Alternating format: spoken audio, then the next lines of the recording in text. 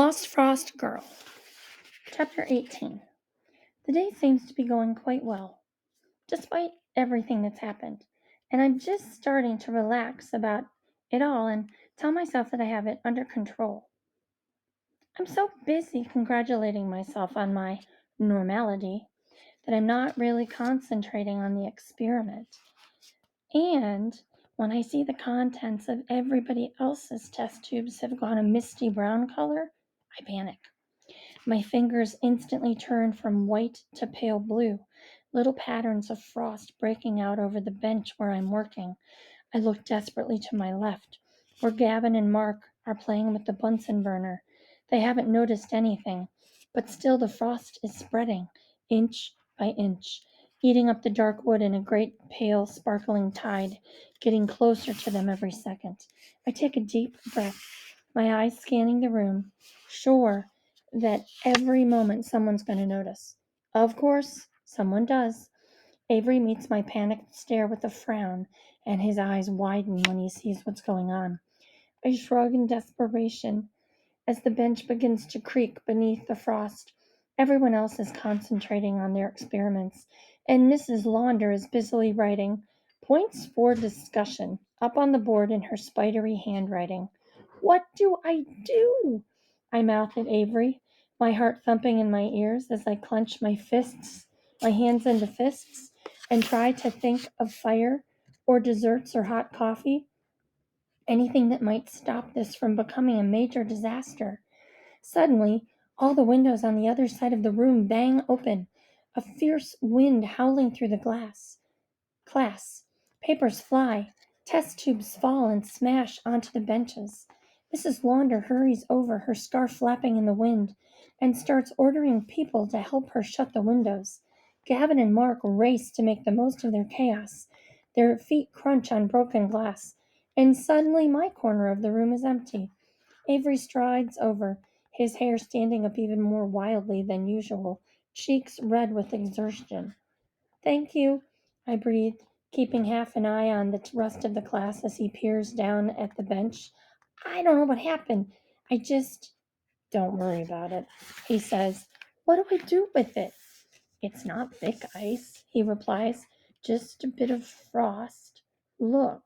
He drags his forearm over the bench and leaves a swath of damp wood behind. I don't think I could do that if I tried. Perhaps not, he concedes, his eyes gleaming as he looks at me. You'd probably just make a gang of mini snowmen. Hey! I can't help but smile at the image. Well, anyways, he continues, brushing at the frost with his hands. All sorted now. He looks up at Mrs. Launder as she starts to hand out dustpans and brushes. She gives us a sharp look, instantly ordering us to help in the cleanup, and we trail over, crisis averted.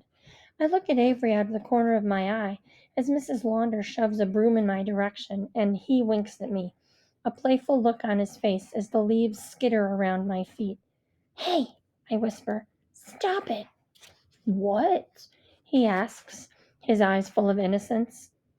You should work a bit harder on the whole control thing, he says at lunchtime. Somehow we've ended up in the line together, though I was trying to have a break from him and everything else for just 5 minutes. He frowns down at the baked potato I've absent-mindedly paired with mashed potatoes.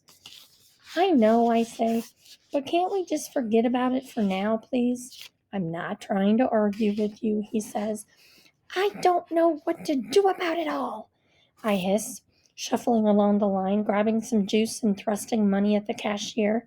I mean, it's not like you've shared much about what you... You really think you're ready to hear it? He asks, drawing me to one side. Do I have any choice? I can't keep on doing this. Okay, he says, his jaw clenching. I'll help. Maybe if you know more, you'll be able to stop making these mistakes. Mistakes? He sighs. You're not in control of the power you have, and it's not like Jack's going to help you. So meet me by the tree, 7 o'clock. He gives me a funny, crooked little smile. We'll figure it out. Okay, I manage, trying to smile in return. I feel flushed and sick, and I'm not at all sure that I'm making the right decisions. Wouldn't it be better just to pretend that nothing's happening? Would it go away if I just ignored him and left it? Do I really want all this? Is there any choice? My spine tingles as I work myself up, and I know then I have to face it. I'll be there. What was all that about? Mallory asks when I sit down.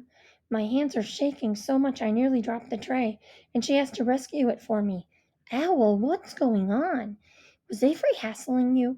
Why do you have all these potatoes? He's just intense, I say, putting my head in my hands, trying to calm down before I start freezing everything in sight. And I don't know about the potato. I'm a bit all over the place today. I noticed, she says. You're sure it's not down to him? No, it's just the stuff we talked about before, you know? That magic stuff.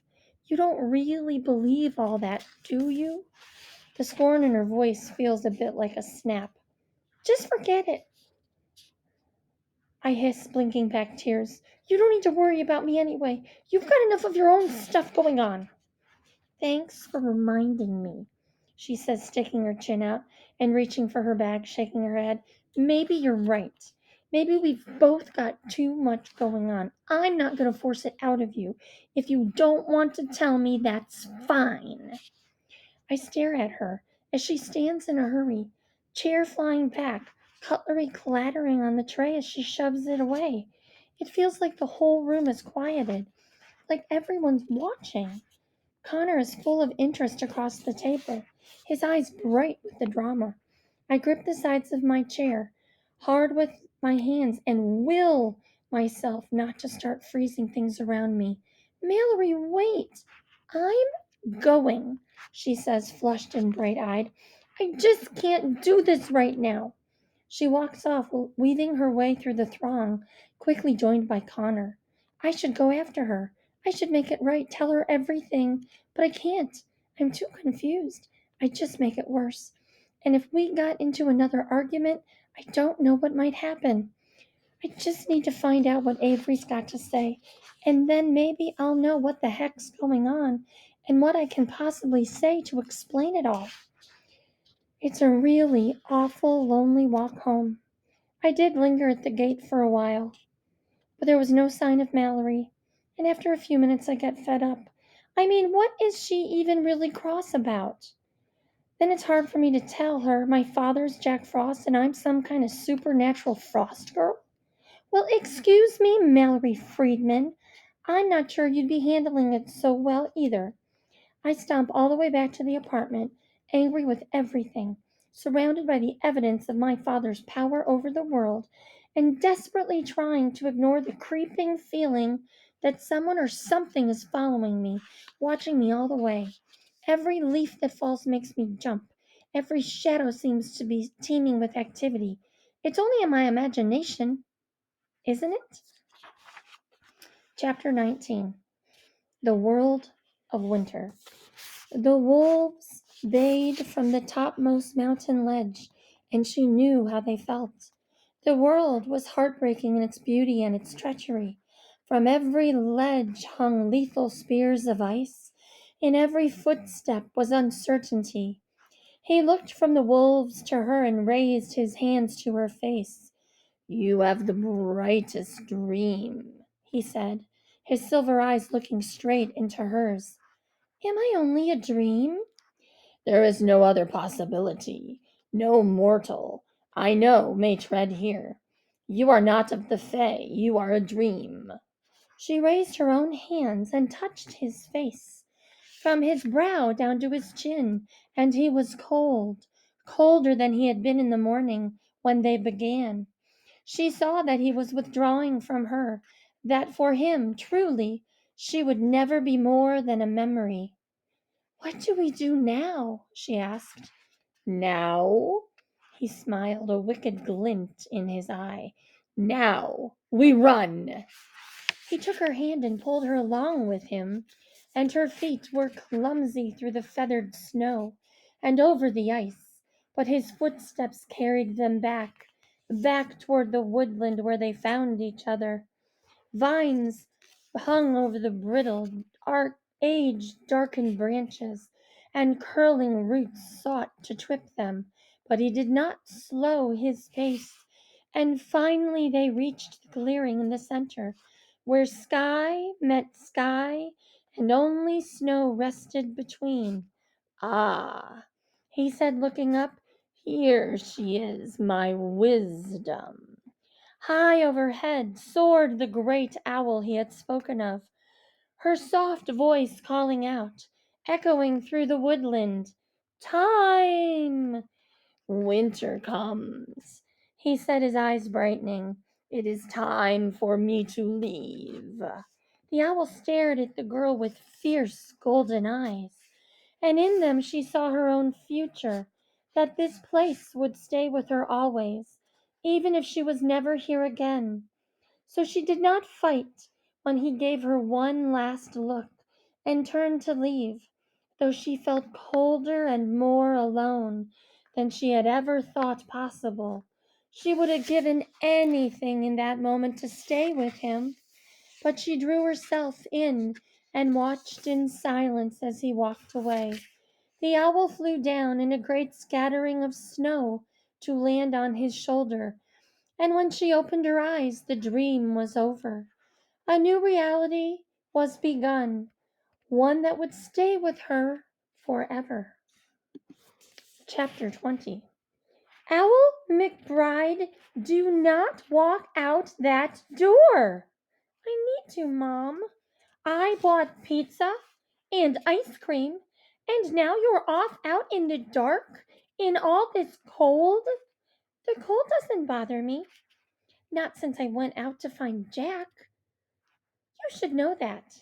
Very well, she says, reaching around me and closing the door. But it bothers me. Call it maternal instinct if you will. Now, where are you going? And where were you all last night? I was with Mallory. Her mom and dad are having a trial separation, and she's really upset. I just wanted to help. Oh, poor Mallory, Mama says, her face softening. And poor Lily and Edward. Is there anything I can do? No, I say, heat rushing to my cheeks. I don't think so. I just want to be there for her, you know? Mom disappears back into the kitchen and comes back a second later holding a shopping bag. The ice cream, she says, handing it to me. We'll still need to have our talk, Owl, but it can wait until tomorrow. She leans in and kisses me on the cheek. You're a good friend. Thanks, Mom, I whisper, past a sudden lump in my throat. I open the door and rush out there while I still can breathe. All this lying is choking me. You brought ice cream, Avery says when I drop the bag down by the roots of the ancient tree. He's sitting up against the trunk, looking like he's been there for hours and could comfortably stay for hours longer. He reaches over and takes the tub. But there are no spoons. For goodness sake! Mom thinks I'm visiting Mallory, I say, sitting down, glad he was here waiting for me. I'm still getting that unsettling feeling of being spied on. When I look around, inevitably, there's nothing there, but it's beginning to wear. So no spoons. He starts digging around in his pockets. He's kind of long and lean, and he always wears dark colors. Tonight he's got cargo pants on and a black hoodie. Plenty of pockets to search through. What are you looking for? I ask eventually. Here, he says, pulling out a small knife with a wooden handle. Do you think this will do? For what? I ask, shuffling back, a chill spreading over my scalp. Don't be stupid, he says. For the ice cream, obviously. Well, I'm not going to be using it, I say. You don't want any? He looks up, genuine surprise on his face. No! You don't mind if I? Go for it, I say, shaking my head as he snaps open the lid. Man, does he like ice cream. Battery hasn't eaten yet today. He wolfs down about half of it without looking up. It's making my teeth ache just watching him. So about everything. I start eventually, getting a bit bored of watching him while he stuffs his face. You were going to tell me? He stiffens and stabs the knife into the remaining ice cream, putting it down hard on the ground. You're sure you want to know? He asks. Your eyes look a bit wild already. I keep getting this feeling, I shrug. It's probably nothing. What feeling? Like someone's spying on me. He frowns. When? Where? I don't know. Through the window at home, on my way from school. I try to brush it off. I'm probably just feeling spooked about everything else. I haven't actually seen anything. Would there be something? Are these creatures like that who follow people and spy on them? There are all sorts of creatures out there, he says, his eyes roaming the dark field. I don't know why they'd be stalking you, though. You're probably right about being spooked. I guess it's a lot to take in if it's all new to you. He turns to me. You really don't know anything? You really didn't know anything till now? Nothing, I say, my voice tight. A week ago, everything was just normal. Mom used to tell me these fairy tales, but I thought that's what they were. Stories. I had no idea. There was a little tug in my chest when I think of how simple things seemed then, when the only mystery was over the identity of my father, and it could have gone in so many different ways. Anyway, what about you? How long have you known you were different? Always, he says. I grew up with the Fae, mostly. I've never really known anything else. So, he stands. Here's the deal. If I tell you stuff about me, about the rest of it, you have to swear you'll never say where you heard it. Okay, I swear. Properly, I mean. Put your hand on the bark. He reaches up and puts his hand against the tree. Here and swear on Mother Earth that you will never tell anyone where you learned of what I'm about to tell you. Really? Really, he says. This isn't playtime, Owl. The stuff you want to know is serious. I swear on Mother Earth that I will never tell anyone where I learned of what you're about to tell me, I say, putting my hand on the rough trunk of the old tree as a sudden wind rushes over the field, blowing my hair up around my face and making the branches of the tree shudder. Good, says Avery. Let's walk.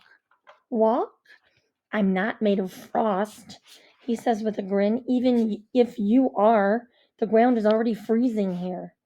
I scramble up and he hands me the ice cream tub, taking the knife out and licking it clean before putting it in his pocket. You're sure you're done? I ask. Yes, thank you. He says, looking up at the sky.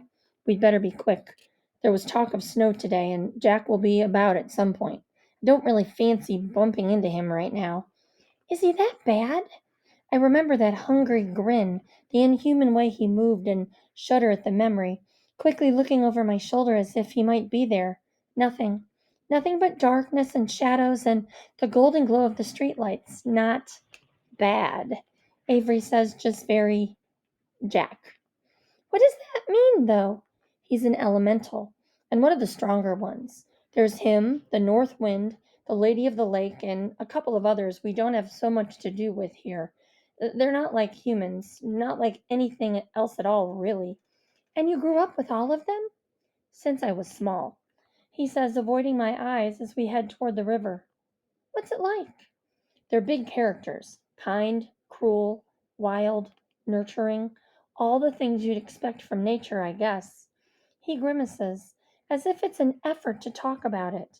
It's not a bad place to grow up. You're never alone, never without some kind of mischief going on. And Mother Earth is in charge of it all? What's she like? I've never met her, he says incredulously. She's Mother Earth. I blink at him, feeling out of my depth. What do I know about anything? If I hadn't lived through the last few days, I'd be laughing in his face now. Avery sighs with exaggerated patience. She's the leader of the Fae and of all the natural world, he says. She's the head of the royal court, of course, but nobody's seen her for a long time.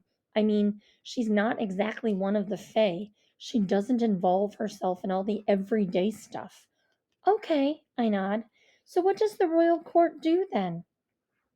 Keeps an eye on things generally. He shrugs. The leaders meet in the old Druid Wood every few months to make decisions on her behalf. It's an ancient Fey site. Is Jack Fey?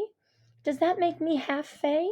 Yes, he says, looking me up and down as if wondering if I really measure up to that. What kind of Fey creature are you? I ask. It sounds awful as soon as it leaves my mouth. Avery shakes his head with a smile. Sorry, I add, but I mean, if I'm Jack Frost's daughter, then that makes some sense, but because of all the frost. But you have the thing with the wind and all the leaves. What's that? Autumn, he says. My father is connected with Autumn. He's part of the royal court, but he's not as powerful as yours. His eyes darken as he speaks, and he picks up his pace. And I mean, how do you control what you do? There are risks, he says. Being half human isn't exactly normal there. I always knew I had to be careful not to get lost in the magic of it all. I've got to look after my human side, too. He gives me a sidelong glance. Guess we both do. But if you're only half human, only physically, he says. Anyway, enough about me. What about you? What's it like growing up normal? What's your mom? But I don't get to hear what he's going to ask because as we get to the river, a roaring wind seems to pick up out of nowhere, pushing our hair and clothes back, making me stagger. Avery grabs my hand and pulls me into the old tunnel beneath the bridge, swearing.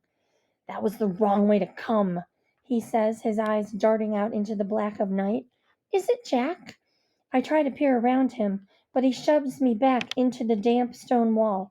No, it's the north wind. Is that so bad? If he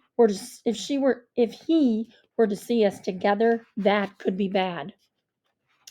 A piercing, shrieking gust barrels visibly down the tunnel, rippling the air. Avery pushes back against me, as if to hide me completely, as the enormous figure of an old man with a long beard appears at the end of the tunnel, starting toward us. I struggle against Avery, partly out of pride, and then because it's so hard to breathe against his back. And then there's another commotion, the sound of cannons firing, or of rocks being thrown into the water.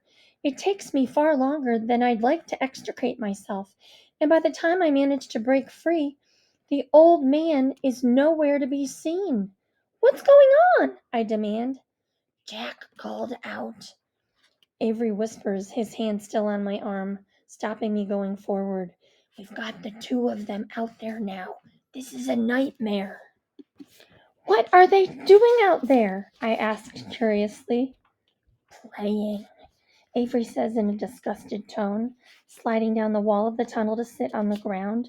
You can go join them if you like. I'm staying here. I suppose I should be a mess by now.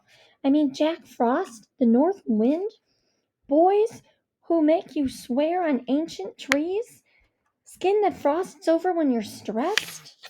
I wouldn't have believed any of it a week ago, but now it's here, right in front of me, and I recognize that the knock of my heart in my chest isn't plain fear.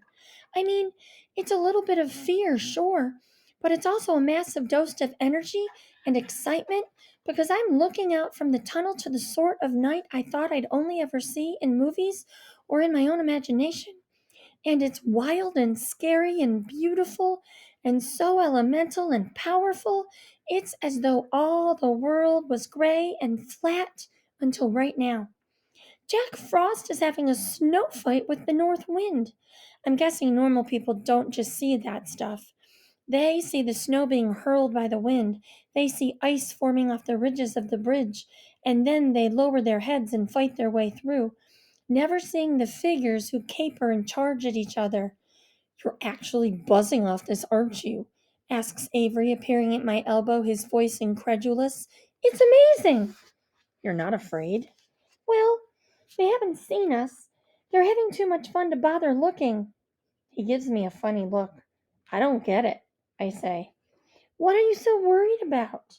They're dangerous, he says. These are enormous, powerful beings capable of mass destruction, and they're just playing out there. They have serious business, and this is what they spend their time doing? Anything could happen. You're scared, I say, turning to him properly, while the elements rage happily outside. He flinches away as if I'd slapped him. I am not scared, he hisses. You're just being naive. You have no idea about the real world. Nobody has. So I'm trying to learn. I want this, Avery. I want to know more. I want to know him, even if it does scare me. If you don't like it, you should just go back home and leave me here. I can't just leave you. You can, I say, taking a deep breath and trying to reassure him. I'll be fine. I need to do this. You don't. He gives me a long, level look. Fine, he says, even eventually, putting his hood up and digging his hands into his pockets. But be careful. It might not be what you expect. He turns and walks to the other end of the tunnel, and then he hesitates for a moment, as if unsure whether to leave me or not. I'm fine, I whisper. Just go. A thin cloud of vapor comes out of my mouth as I speak, crystallizing in the air and zipping off toward Avery. It spatters against his back, and he turns, shaking his head, before sloping off into the distance. Whoops! That's not going to make me popular. Not that I'm very popular with anyone right now. Maybe I'll skip school on Monday. I turn back to watch the two wintry figures as they start skating on the frozen river. It makes me smile. Avery's right. They're two powerful elemental figures who look like they'd be all about ruling the world and dominating mankind. And there they are, playing. I venture out of the tunnel as they rush out of sight and stand there in the blizzarding snow, lifting my head to the sky as the wind buffets me. Aha! Booms a voice as the thundering sounds of winter come closer once more. There she is, the little pretender. Part 2. Chapter 21. Fables and Earth Spirits. The North Wind. The ground shook as he strode toward her, and when he spoke the world vibrated with his words. Her stomach turned and her hair streamed back from her face as he came closer, and she could not understand what he said, for he spoke in the language of thunder, and all she could hear was the shudder of his power. He rose up above her, twice the size of a mortal man, and she lowered her head and gripped herself tight and tried to steal breath from the wind that tore at her. Beneath her feet was a tide of sand that stung her skin and rose up to burn her eyes, and all around them was a howling, desolate void that blocked out the sky itself. In that instant, she wished with all her heart that she had not uttered the words that got her there. But the heart does not make much of bargains and has no power at all over the elements. I cannot change it for you. The girl lifted her head, for they were the first words she had truly understood. His blue eyes bore into hers, and there was sympathy there, but she saw that it would change nothing. You straggle here, and if I could, I would make it less, he said, his long white beard dancing with 1,000 eddies. But I am what I am, and this is my world, child. It is made of all that I am, and all that I am is this. He winked and spread his arms wide, and the wind roared. Tiny figures seemed to ride the storm, whooping and twisting as it tossed them around, their wings like shards of silver. He smiled at their antics, but when she tried to look closer, they vanished, and the girl wondered if she had imagined them entirely. She thought to ask him, but her voice was lost as he stooped low until his face were mere inches from hers. He was ancient, and yet the years did not show upon his skin, only in his eyes. She marveled at him even as she knew she should be afraid. There was nothing he could not do here, no battle she could win, should he choose to fight. Go home, child, he rumbled. This is not your playground. You are not fey. It is not safe for thee here, and I would not see thee hurt. Chapter 22. When you don't have a father, you can make up your own version. He's not going to read you a story or make fiery chilies that nobody can actually eat. But if he were there, those are the things he'd do. And he'd be tall and broad and a bit messy, a bit absent-minded, and he'd get cross if you messed with his books, but he'd give you great hugs when you needed them, and he'd always be there when you needed help with homework or had an argument with your mom. I've made up various versions of my father over the years. None of them were like the figure who stands before me now. Pale as ice and sharp-featured, he stands there as if he owns the world and never has a doubt in his mind. Everything seems to blur around him as he moves in his strange staccato way, his shadow long and lean behind him in the moonlight. He's wearing layers of gray clothes, most of them covered in snow, and every time he exhales, it lets out a little cloud of ice particles. The figure of his friend is in the distance now, blowing a blizzard around a couple who are rushing along the river path, clinging to each other, heads lowered against the snow. Is that really the north wind? I ask. Who else would it be? Jack Frost replies, looking back. He turns back to me and frowns. Speaking of names, which have you? Can I really tell this creature who I am? Do I want him to know? My name's Owl. I manage through the roaring in my ears. Owl? His eyes narrow. Favored by Mother Earth? But what are you? You have something of a human aspect about you. I am human. Half human, anyway. Half human? He narrows his eyes, tilting his head. And what of the other half, Owl? Do you remember a woman? I ask, my voice trembling. 13 or so years ago? Dark hair? Brown eyes? A bit crazy? He steps back, his face darkening. I'm half Fey, half whatever you are, I whisper, looking at him, close enough to touch, feeling the cold emanate from him, and remembering all the times I wanted him to be there, all the sports games and the school plays and the birthdays when his absence was like a physical presence, like a shadow by my mom's side. All the times I wondered why he wasn't there. I mean, not that I wanted Jack Frost to wander in, late and dripping ice, having to stand at the back with Mom because all the seats were full of more organized parents. You're my father. That, he says, looking me up and down, his eyes haunted. That is not possible. Owl creature, I am an element of nature. Things like family, fatherhood, they're not part of my existence. They're of the human domain. However, his face brightens. You certainly have something of the winter about you. Shall we see? See what? Come, he calls, racing out onto the icy river. Come and show me what you have, little pretender. I'm standing on the river bank, watching Jack's bare feet dance across the ice as though it were a ballroom floor, patterns curling out around him. And I don't know whether the world is shrinking or growing, but there's an exploding sort of feeling in my chest because nothing is ever going to be the same after today. He shut me down so quickly, rejected me so easily. I can't help but feel tight and small about it.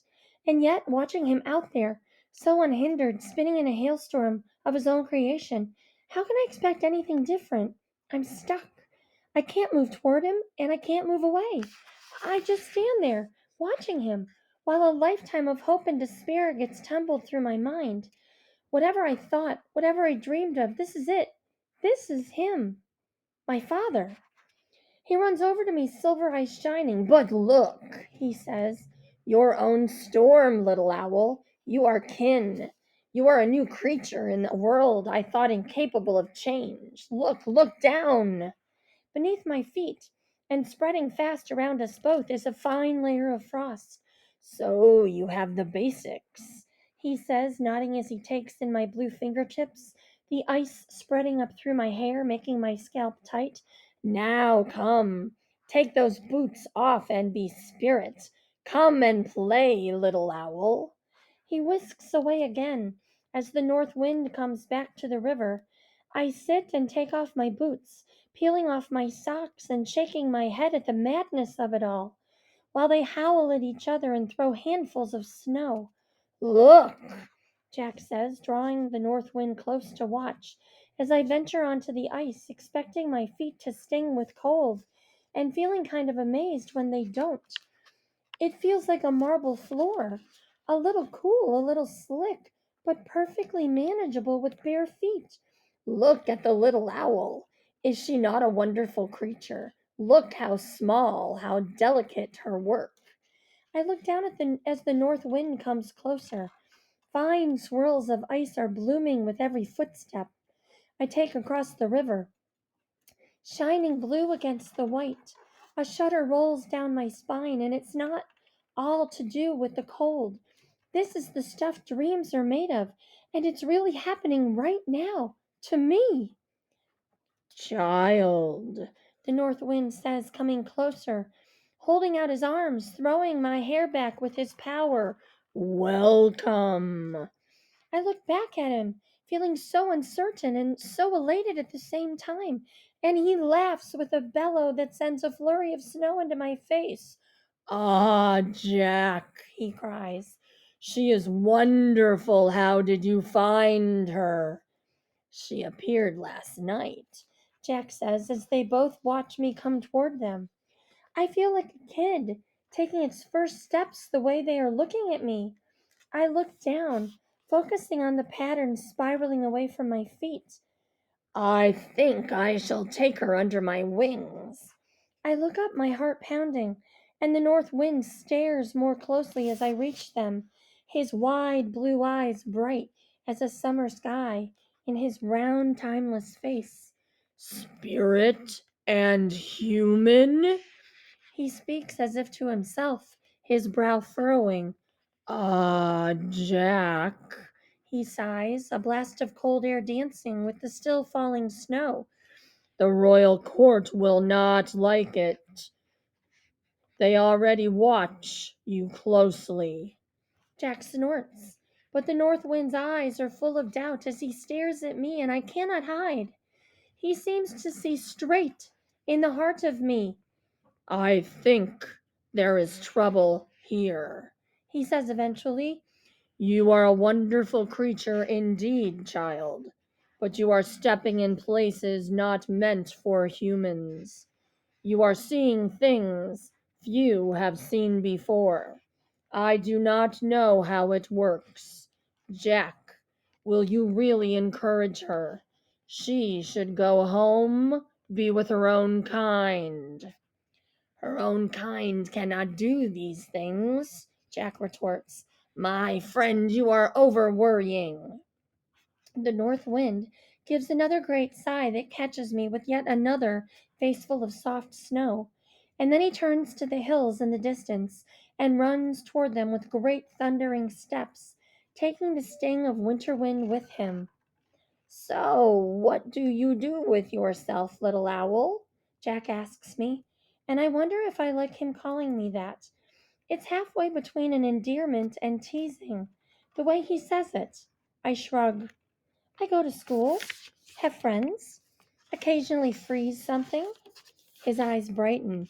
That is the interesting part. I quite like the rest of it, actually. I retort without thinking. You do not like to be like this? He asks, gesturing at my frost covered skin. I look at it. It is kind of beautiful. A tracery of delicate veins that shimmer in the pale light of the moon, gathering intricately over my knuckles and down my fingers. Beautiful, but not human. Not normal at all. I don't know, I say. I'm not used to it. I'm used to being a normal girl, doing all the normal things, seeing my friends, doing my homework, drawing. Ah, to draw. Yes, that is a wonderful thing. To leave your mark behind as you go, yes. But can you touch like this? He leaps up to the river path and reaches out to the nearest tree, a spindly old ash, and draws a line of frost over the top of one of its branches. Can you do that?